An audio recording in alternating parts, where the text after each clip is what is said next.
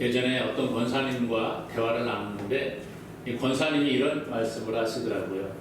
한 남편 집사님이 계시는데 어떤 일을 결정을 해놓고 이제 일이 진행이 되는데 문제가 좋지 않은 방향으로 흘러가게 되면 이 집사님이 꼭 이 권사님 탓을 하더라는 거예요. 당신이 그렇게 하자고 해서 이렇게 해서 이렇게 됐어. 그리고 뭐 불평하는 것입니다. 남편만 그러는 게 아니에요. 아들도 그런 얘기 한다는 거예요. 자기가 어떤 거 해놓은 다음에 일이 잘 안 되면 꼭 엄마 때문이야. 엄마 때문에 이렇게 됐어. 이런 얘기를 하더라는 거죠. 그러면서 목사님 너무 마음이 힘들어요. 그런 얘기를 하시더라고요. 우리 속담 가운데 잘 되면 제 탓, 못 되면 조상 탓 이런 속담이 있죠. 일이 잘 진행이 되면 남이 도와준 것 고마워하지 아니하고 내가 잘나서 그래 그렇게 생각을 하고, 일이 잘 안 되게 되면 자기 잘못이 아니라 남의 잘못 때문에 그렇게 되었다 이야기하는 거죠. 사람이라고 해서 별반 다르지 않습니다. 누구나 잘 되면 내 덕분이고 잘 안 되면 누구의 탓을 하는 것이 우리의 모습이 아닌가 생각을 해봅니다.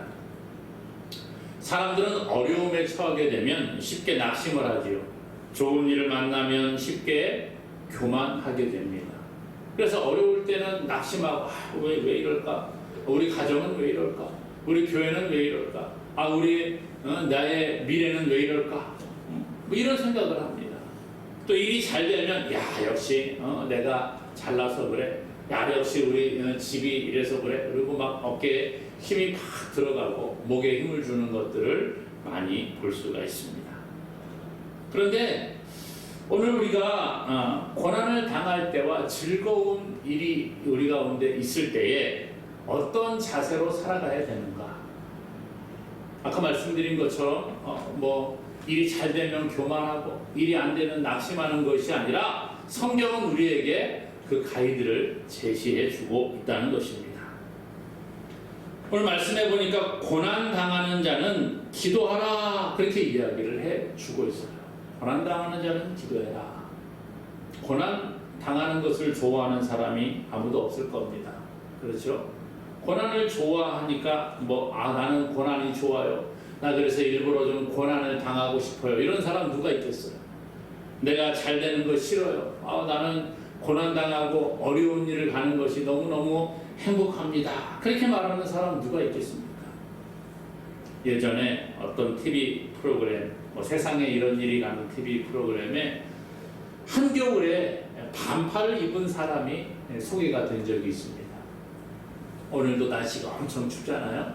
그런데 한겨울에 반팔을 입고 다니는 어떤 남자분이 나왔어요.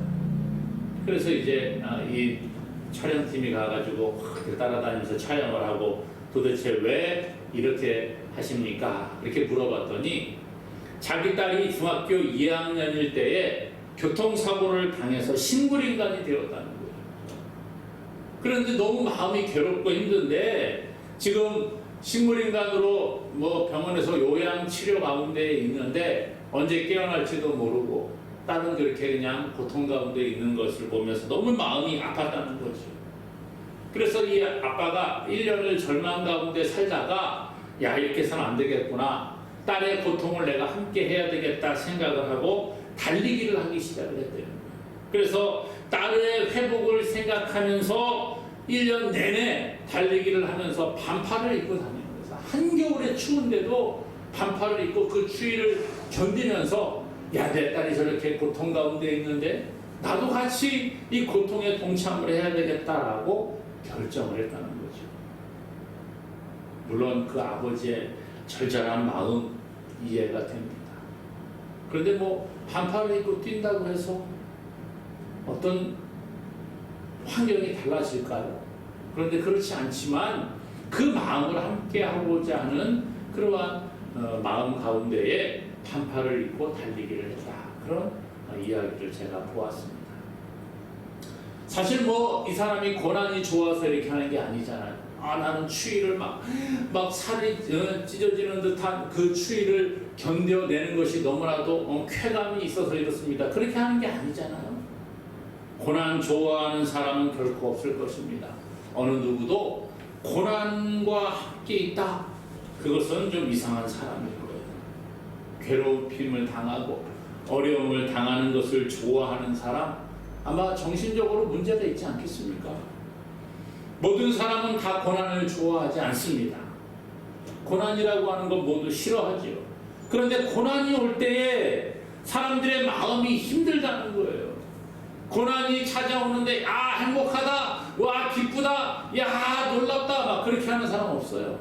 고난이 찾아오면 마음이 괴롭고 힘들고 입에서는 불평이 나오고 원망이 쏟아지고 어떻게 하면 이 원인을 누구에게 찾아서 돌릴까 그 생각을 하지요.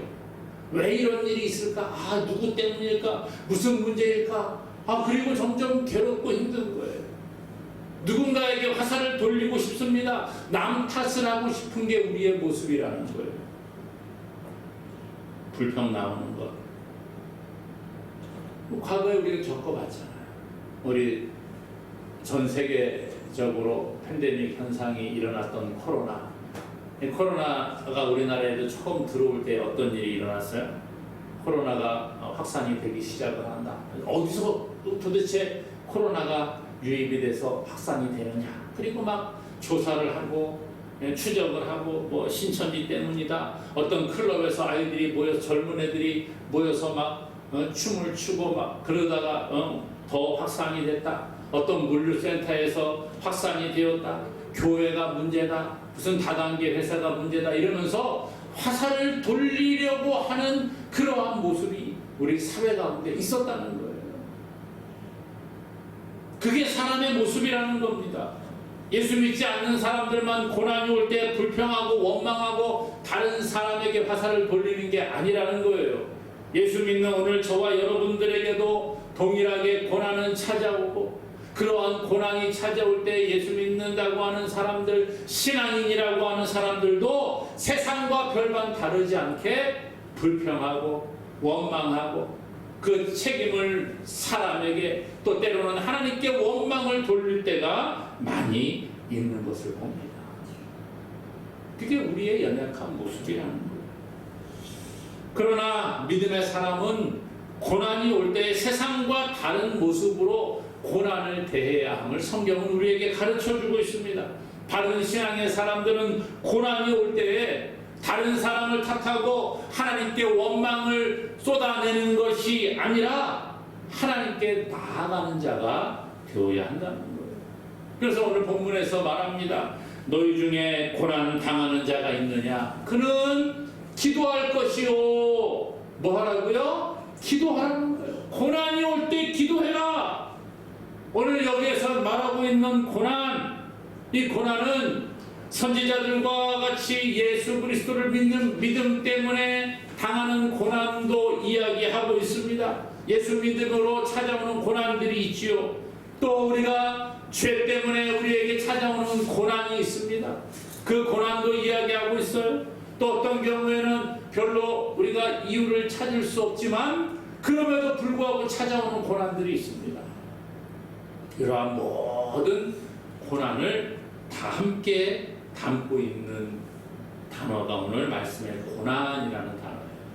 예수 믿음으로 찾아오는 고난, 또 죄 때문에 찾아오는 고난, 때로는 우리가 잘못한 게 없는 것 같은데 찾아오는 고난들, 이런 모든 일반적인 고난의 종류를 다 포함하고 있는 그러한 단어예요.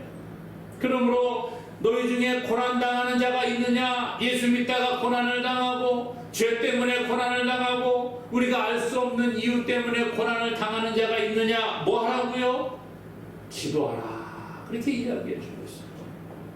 삶을 살아가다가 보면 많은 고난을 우리가 겪으며 살아갑니다. 그때 할 일은 기도하라는 거예요. 아유 목사님 힘들고 괴로운데 무슨 기도가 되겠어요? 내가 지금 괴롭고 죽을 것 같은데 무슨 기도가 되겠어요? 그래도 성경은 뭐 하라고요? 기도하라는 거예요. 왜 고난을 당하는 자에게 기도하라고 성경이 말씀하고 있습니까? 그것은 고난 중에서 하나님께 기도할 때에 하나님께서 도와주시고 하나님의 뜻을 발견할 수 있기 때문이라는 거예요. 고난당할 때 우리의 기도 내용, 어떤 기도를 해야 될까요? 하나님, 지금 나에게 이렇게 힘든 일이 있어요. 고난이 있어요. 하나님, 이걸 당장 없애주세요. 이렇게 기도할 수 있죠.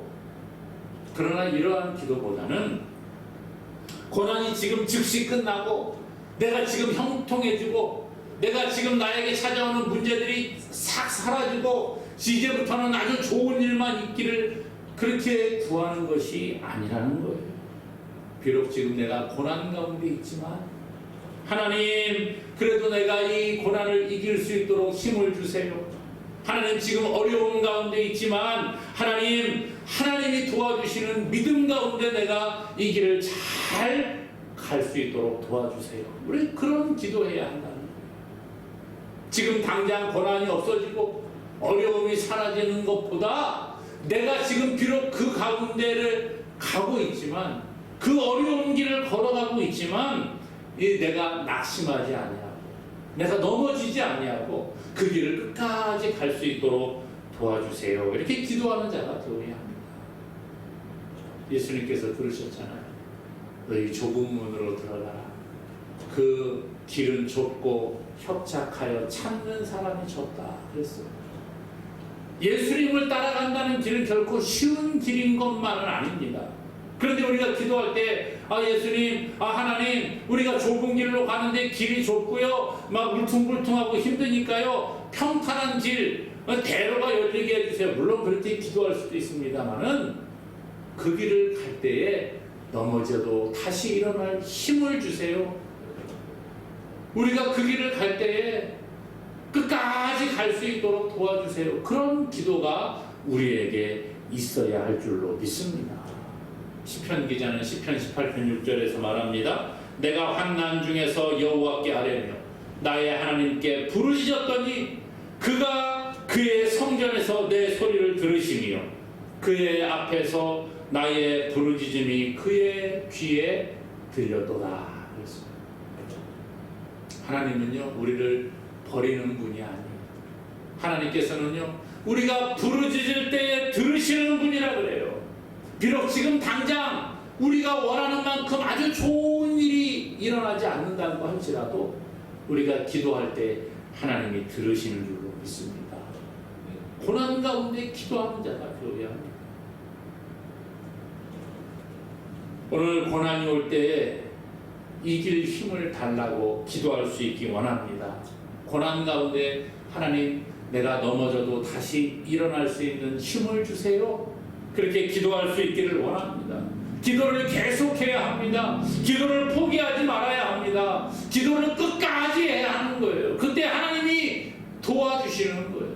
끝까지 이길 때까지, 승리하는 그날까지 우리는 기도의 끈을 놓지 않는 자가 되어야 할 줄로 믿습니다. 예수님이 이런 말씀하셨어요. 항상 기도하고 낙심하지 말아야 할 것을 비유로 말씀을 하시는데, 어떤 도시에 하나님을 두려워하지 않고 사람을 무시하는 한 재판장이 있었어요. 그런데 이 재판장이 있는 도시에 어떤 과부가 마음에 어려운 일이 생겼습니다. 원수가 자기를 괴롭게 만듭니다. 그래서 이제 법적으로 좀 가서 구제를 받고 싶어요. 그래서 이 재판장에게 가서 나의 이 원통함을 좀 풀어주십시오. 나의 원수가 이렇게 했으니까 내 원한을 좀 풀어주세요. 그렇게 이야기를 합니다. 그런데 이 재판장이 하나님을 두려워하지 않고 사람을 무시하는 사람이잖아요. 그런데 이 돈도 없는 가난한 과부가 와가지고 이야기를 하는데 뭐 마음에 감동이 있겠어요. 그래서 그냥 신경도 쓰지 않고 야 물러가라 그리고 내버려 둡니다. 그런데 이 여인이 계속해서 날마다 찾아와서 이 재판장에게 귀찮게 하는 거예요. 그랬더니 이 불의한 재판장이 속으로 생각을 합니다. 야, 내가 하나님도 두려워하지 않고 사람을 무시하지만 저 과부가 맨날 와서 나를 번거롭게 하니까 귀찮아 죽겠다.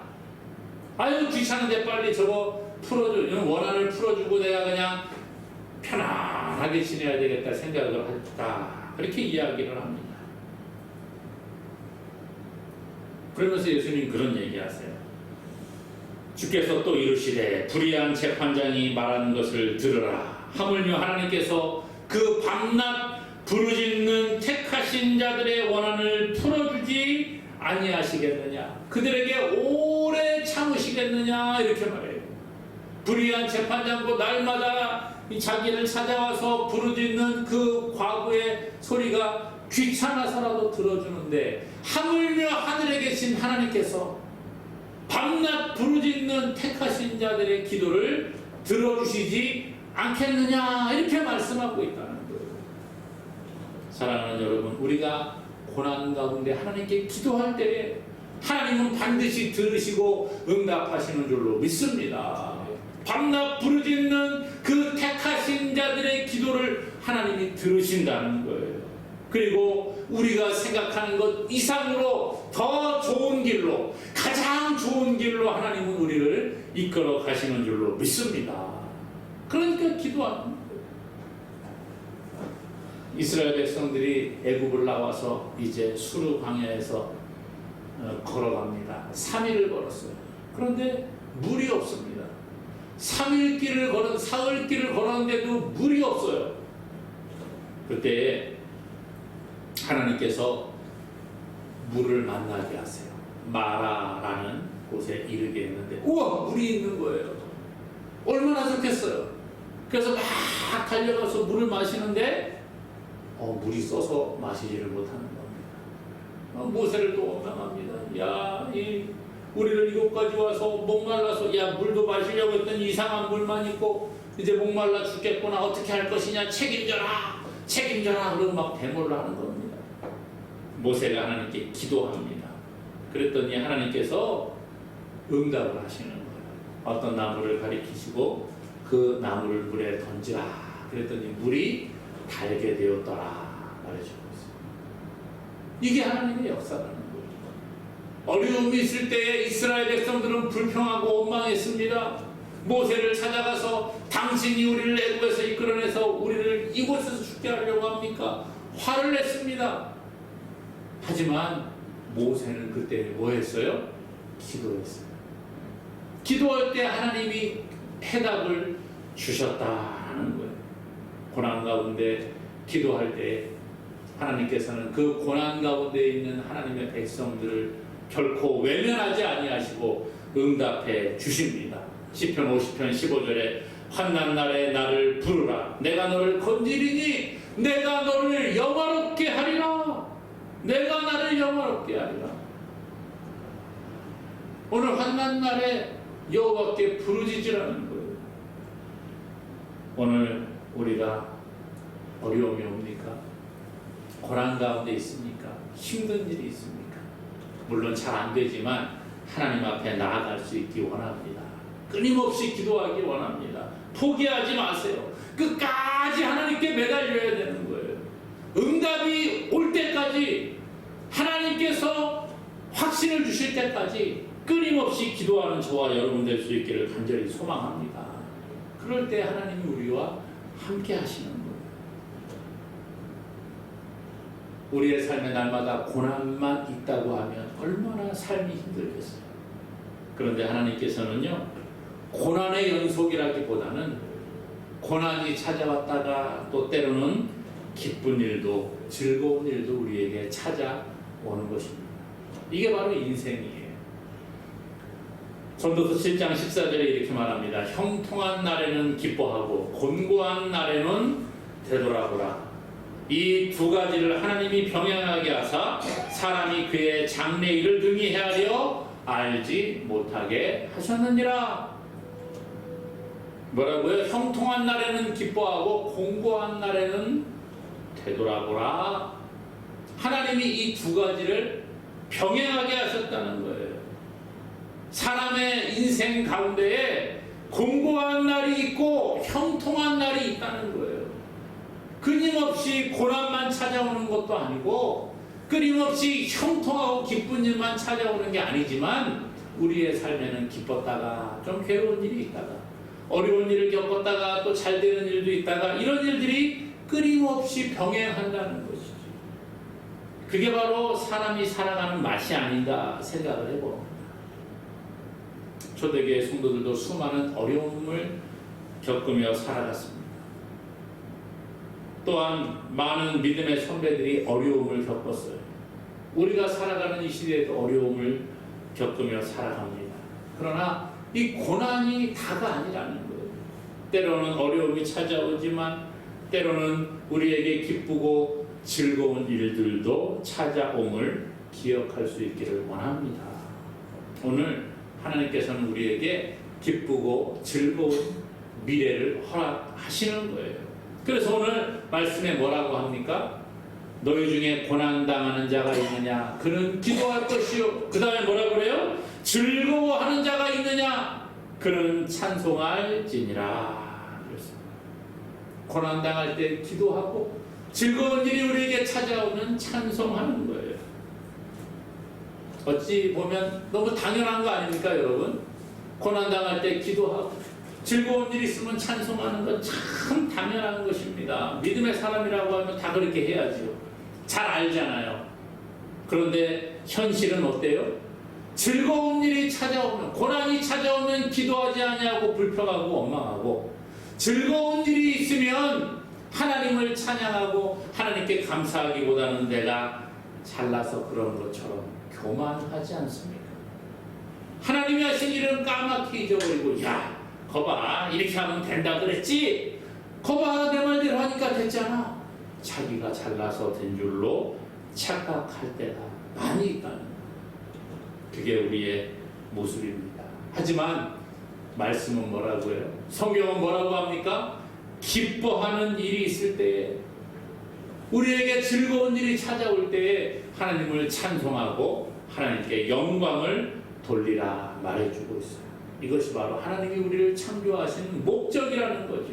이사야 43장 21절에 이 백성은 내가 나를 위하여 지었나니 나를 찬송하게 하려 함이니라 그랬습니다.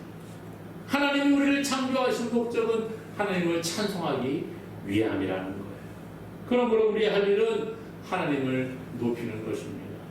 여호와를 찬양하고 여호와께 영광을 돌리는 것, 하나님께 감사하는 것, 이것이 우리가 해야 될 궁극의 목적이라는 거예요.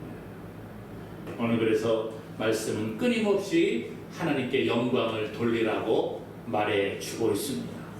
우리가 이 땅의 삶을 살아가면서 비록 큰 기쁨이 없다고 할지라도 우리를 죄에서 구원해 주신 그 구원의 은혜를 기뻐하고 즐거워하며 하나님을 찬양하는 자가 될 수 있기를 원합니다. 사실 그거보다 더 큰 기쁨이 뭐가 있겠어요?